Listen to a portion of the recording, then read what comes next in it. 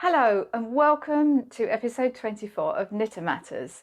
Thank you so much for joining us, whether you're watching live or you're watching later. We really appreciate you taking the time to do that. I'm Cheryl Lampard of Style Matters International. I'm an image consultant, and throughout my life my two passions have been sewing and knitting in equal measure, but knitting in particular I find extremely therapeutic and relaxing. Many years ago I used to have a yarn shop in Brighton, England called Yomo, and it was my pleasure to teach people how to knit, and it's also my pleasure to be able to do that again now with you, albeit a different platform. I often get asked about Mabel Mannequin here, what she's wearing. Well, every week I deck her out in something different. They're actually all to do with knitting. Sometimes it's yarn, sometimes it's a piece that we've done, like this Lyon shawl that we did a few weeks ago. This is a piece from a sweater, the back piece of a sweater that's yet to be put together. You can actually see I've still got the knitting markers still in there. And these are actually the I-cords that we did last week. So each week, and this is a shawl pin here holding a skein of yarn as a belt.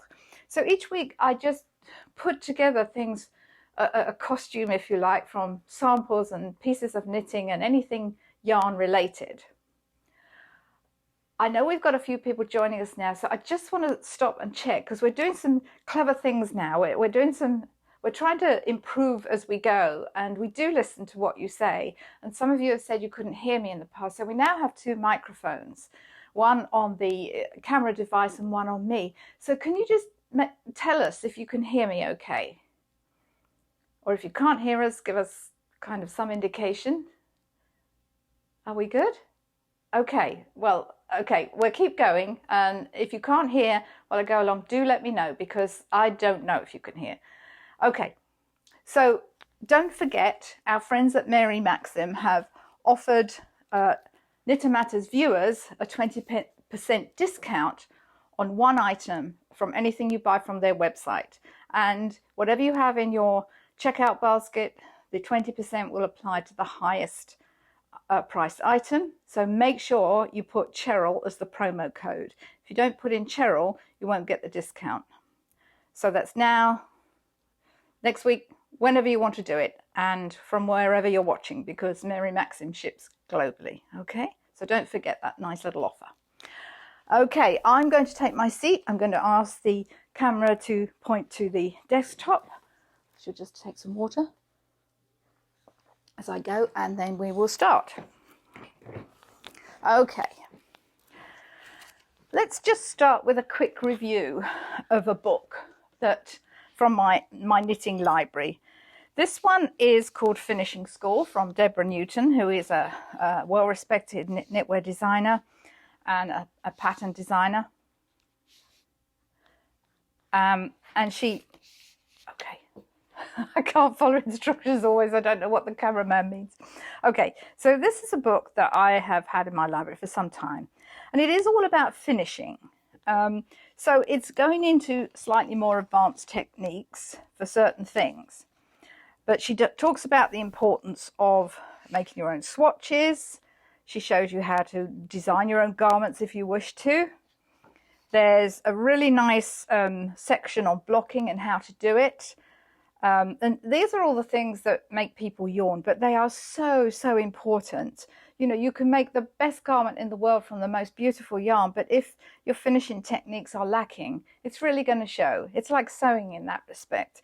You can have the best fabric in the world and sew it beautifully, but if the finishing isn't great, then it's going to spoil the garment. And I didn't used to like finishing things, but I love finishing them now. And I love using all these different techniques. There's a really nice section on seaming and different ways to do that. Really very clearly set out. There's a section on how to put things together, you know, how to match them up. And then there's another section on buttons, zippers, pockets and more, which I think is a really good one. Often a knitting pattern will say, oh, we'll put in the zipper or, you know, sew up the pockets. But unless you know how to do that, you can make a real mess of it. So there's a really nice section on that. And she takes a lot of trouble showing you how to position things, zippers, all of that. Is it an essential for your library if you're a beginner? well, it's a good thing to have maybe on your holiday wish list. It's not the same as the Ultimate Knitting book that we looked at a few weeks ago, which really is a very good one for beginners. But if you want to progress in your knitting and if you want to get better at certain things, I think it's a great one to add to your library in due course. Okay, so that's Deborah Newton, Finishing Score, a masterclass for knitters. Let us now get on to what today is all about. Let me take my glasses off. I don't need them for close work. I need them for anything beyond about 3 feet. Okay, so you might be thinking, well, how hard can it be to count rows? We all have to do that. But yes, we do. How hard can it be? But I can guarantee you virtually every knitter at some point has wondered how many rows they've knitted or where they are in their pattern. And even if you're using a stitch count or something like that, it's easy to forget to move it on, especially if, like me, you watch TV while you're knitting and you get engrossed in the plot, and before you know it, you can't remember how many rows you've done. I myself was watching a rerun of Peaky Blinders last night, and in a particularly intriguing part of the plot, I forgot to move my counter on, and then I couldn't remember how many rows. So we all need to know it at some point. Now, if you're just knitting yards of stockinette or a simple stitch pattern to a certain measurement, that's fine. You don't necessarily need to count the rows. But if you're knitting stripes, you absolutely need to know how many rows you've done. It's very easy to get a row wrong in that, and then you've got, instead of having a 5-row or a 4-row stripe, you've got a 6 or a 5, and then it's really going to stick out like a sore thumb. So, or if you need to know how many rows of rib so that you end on the right side, you need to know how to count them. So that's what we're going to be looking at. But it's not just how to count the rows, it's where to count them from. Now, I know from certain knitting forums on social media that this is actually quite a hot topic, and everybody has a different viewpoint on where you start counting rows. And here is the general rule. You don't count the cast on row, you do count the row on the needle. I'm going to say that again. You don't count the cast on row, you count the row on the needle. But let me first talk about the cast on. Patterns start with, cast on so many stitches, and then the instructions again given for the rest of the design. But unless the designer says otherwise, and I've rarely come across a pattern where the cast on row is actually considered the working part of the knitting.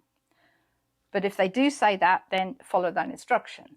But in most cases, the cast on edge is not considered a working row, it's a foundation row. It's not considered part of the knitting fabric, if you see what I mean.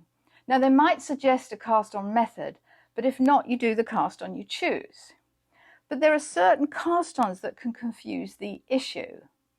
So let me just show you these samples. I've done 3 little samples here. They're all 12 rows of knitting. They're all 12 stitches that I've cast on. But I've done 3 different cast ons here, and I'll show you those in a minute. So this first one is a backwards loop cast on. We actually did that a few weeks ago in episode 21 when we did buttonholes. I showed you how to do that, but I will show you again. It's not a great cast on for fabric. It's great casting on in the middle of a row when you need to sort of close a hole like we did for buttonholes. I don't like it for casting on particularly, but it is there. Then we have what's called a knitted cast on, which is one that many of you will be familiar with. And then we have a long tail cast on.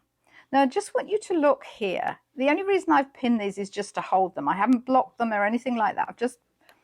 But I don't know if you can see, these two are actually the same kind of height. From here to here, they're the same height.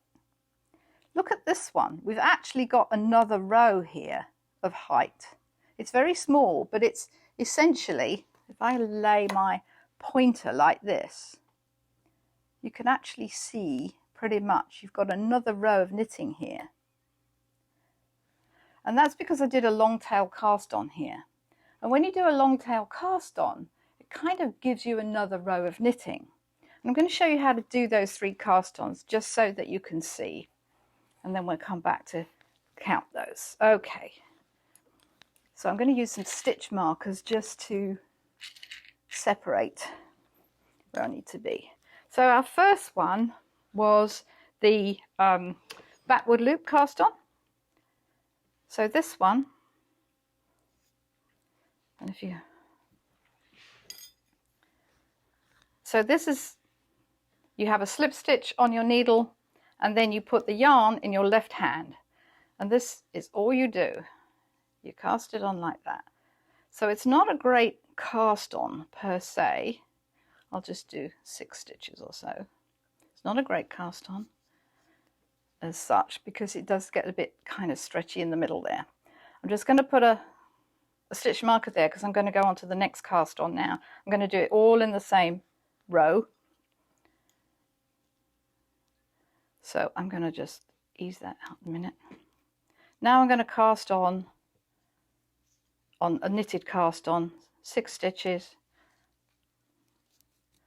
and you'll see why I'm doing this in a minute. 2, 3, 4,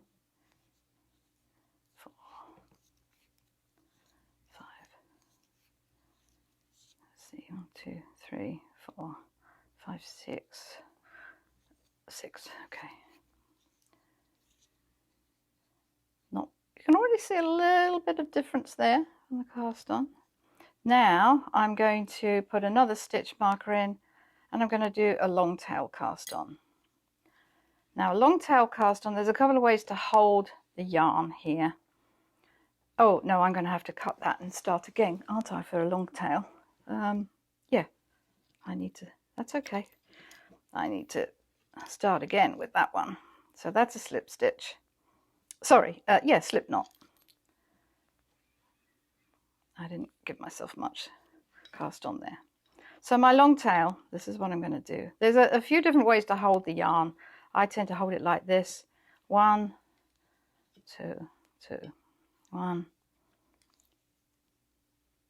So you loop that yarn round and then you knit it. And you use the long tail of the yarn. Okay. So I've got my 6 stitches there. And you know, I'm just going to knit the whole row because I want to show you. Now there you can actually see how much thicker that cast on is than that one or that one. It's almost like a row of knitting in itself. And if I actually knit this, I'm going to do a knit row and a purl row. Because I want you to see the height difference, because the different cast on will affect how you count your rows. I'm just going to go straight over. Doesn't really matter for this purpose. Where I cut my yarn there. Give that a bit of a tug. I just want you to see the difference. And then it'll become a bit clearer as to the difference. Now I'm on to my backward loop cast on. I've done something stupid with my stitch marker there, never mind. You can see why I don't like this cast on particularly. It gets very loopy there. But it's a good one if you're casting on in the middle of a row. I wouldn't recommend that particularly for beginners because sometimes it can be alarming how much that yarn stretches out as you're knitting. Right, so that's my first row of knitting with my 3 different cast-ons. Let me do another row, a purl row on the row back, and then you can see really what I'm talking about. Because we tend to think of a cast-on as just being a cast-on. And there are many other cast-ons than this, but I just wanted to show you these because these are typical of the sort of cast-ons that we do. You know, everyday cast-ons, if you will, in our knitting. And they do make a difference to how you count the rows. Now I'm on to my I did it this way so I wouldn't have 3 different sets of needles going at the same time, but this is fine, you can see. Okay, that's just a row of knit and purl. Look at the different heights here. Look at the different heights. This one, there's hardly any height at all. That's my backward loop. This is my knitted cast on, and this is my long tail. So you can see already how that could easily be confused with a row of knitting. And that's the point I'm trying to make. Your cast on will have some sort of bearing, or you just have to take that into account. So let me go back to the purple example here, and then I'll show you how to actually count rows. So if we're counting rows, you do count the rows on the needle, and I'll show you that in a minute. But let's say we were to count right at the bottom. I know there's 12 rows here, okay? Let's say I was to count right from the bottom here. I would have 1, 2, 3, 4, 5, 6, 7, 8, 9, 10, 11, 12, 13. Remember, the cast on, when you cast on, there's some kind of loop going on. So on this one, it's kind of hidden. So you would just count 1, 2, 3, 4, 5, 6, 7, 8, 9, 10, 11, 12. You actually count from the row that you can see. And what you're counting is the little V shapes, Okay, you can see, you know what your knitted stitch looks like by now. Or if that's too difficult, if you can't see where it is, start from the top. 1, 2, 3, 4, 5, 6, 7, 8, 9, 10, 11, 12. That's your first row. Let's try the same idea here. You can see this is loopier now. So if I was to count this first row, 1, 2, 3, 4, 5, 6, 7, 8, 10, 11, 12. There we go. If I was to dig right down here, 1, 2, 3, 4, 5, 6, 7, 8, 9, 10, 11, 12, 13. Again, if it's confusing, start from the top. 1, 2, 3, 4, 5, 6, 7, 8, 9, 10, 11, 12. There you go, bingo. But this is where you run into problems. This one, the long tail, which I love a long tail cast on. You get a really nice edge with it. But because it almost forms a row of stitching, this can get very confusing. So if I start from here and think, right, this is my first row, 1, 2, 3, 4, 5, 6, 7, 8, 9, 10, 11, 12, 13. Now, with stockinette stitch, I know that my odd rows are going to be, if you will, on my right side. So I know that can't be right. So let's do it the other way around. 1, 2, 3, 4, 5, 6, 7, 8, 9, 10, 11, 12. You see, this is actually the starting row from your long tail. That's why I said it's almost a row of knitting in itself. So you have to really watch that when you're doing a long tail. So you need to be familiar with that. So you can count from the top. 1, 2, 3, 4, 5, 6, 7, 8, 9, 10, 11, 12. I know I've got 12 rows. So just be aware when you're doing a long tail, you can almost miscount the rows. With stockinette stitch, it's not so bad because you know your odd rows are going to be knit and your purl rows are going to be even rows, usually, unless the pattern starts the other way around. Now, some people say you know which row you're on because of your tail from your cast on. But that doesn't always work, because if you've done a long tail cast on, your yarn is going to be over here, and on other cast on it's here. So again, you know, trying to figure out which end your tail was on is almost as hard as trying to figure out your counting. So you might as well just understand, you might as well just take note of what cast on you're doing and bear in mind that it's going to give you a slightly different edge from which to count. Now, another hot topic on social media that I've found is, you know, this question does come up a lot. Why do you count the row on the needle? Well, I can illustrate this best of all by showing you this. And one lady recently on social media spent a long time arguing that one, reasoning that you haven't actually knitted the stitches that are on your left-hand needle. no, it's true, you haven't, but then you have to ask yourself, how did the stitches get there in the first place? Okay, you must have knitted them, or you certainly cast on. But I can best explain you showing this. So I just did this quick bit of Fair Isle last night with 2 colours, and it's from, this is the pattern I've done. So I've followed a chart, if you will, but this could equally be a lacy pattern for knitting.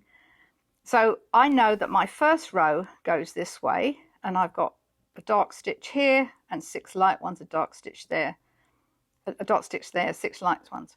On my row back, which would be my second row, I'm ignoring this first row because that's just kind of my foundation row. So my first knit row would be this one. My second, where I'm purling across, I'm doing 3 dark ones, 4 light ones, 3 dark ones, 4 light ones, and so on.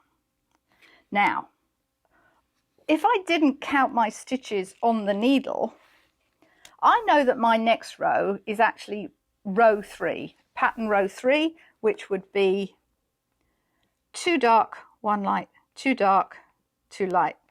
I'm creating that middle row of that 5-row pattern, okay?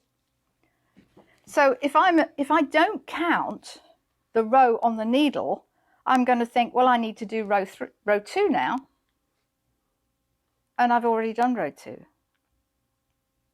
So that would really mess my pattern up.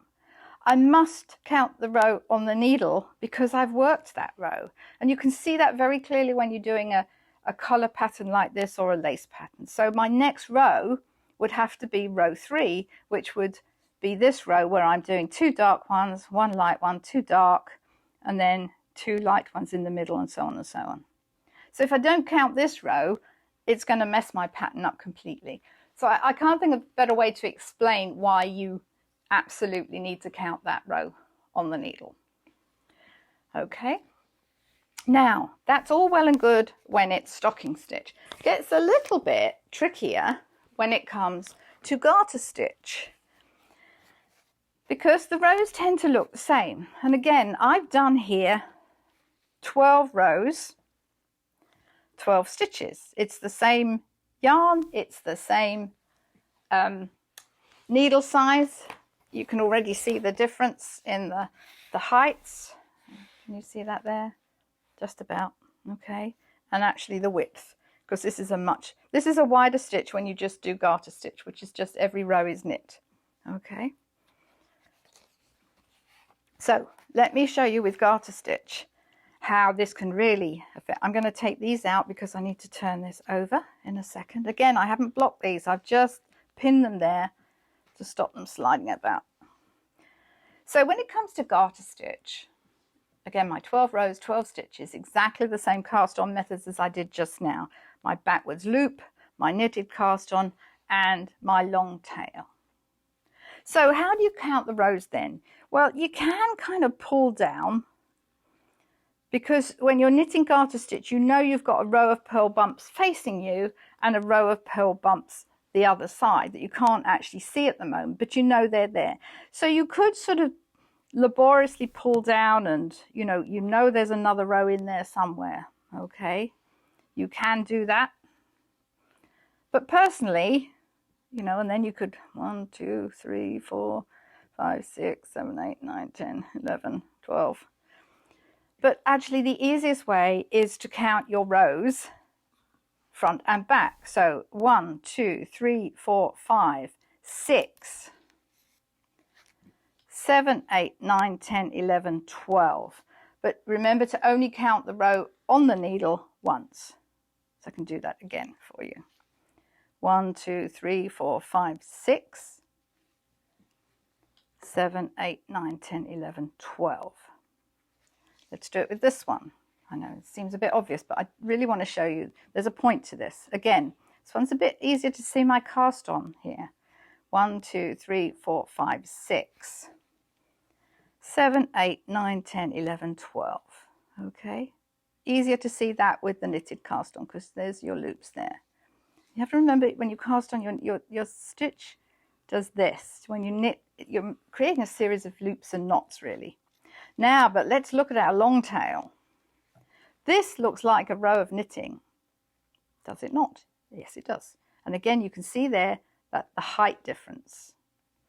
So if I was to count this, 1, 2, 3, 4, 5, 6, 7,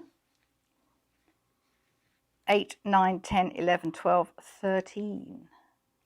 I know I've done 12 rows, but I could easily mistake that, especially if I can't remember if I'm on my wrong side or right side. I could think, well, that's my cast on 1, 2, 3, 4, 5, 6, 7, 8, 9, 10, 11, 12, 13, in fact 14 if I counted that twice. So your long tail cast on, you must remember that you've almost created a row of knitting, and it's particularly noticeable in garter stitch. So again, I've got to discount that first row. 1, 2, 3, 4, 5, 6, 7, 8, 9, 10, 11, 12. Okay, so you know what I'm trying to do here is just show you how your cast on will affect how to count your rows of knitting. It's not difficult, but you do have to remember that your cast on is a foundation row, but when you do a long tail, it's going to look like a row of knitting.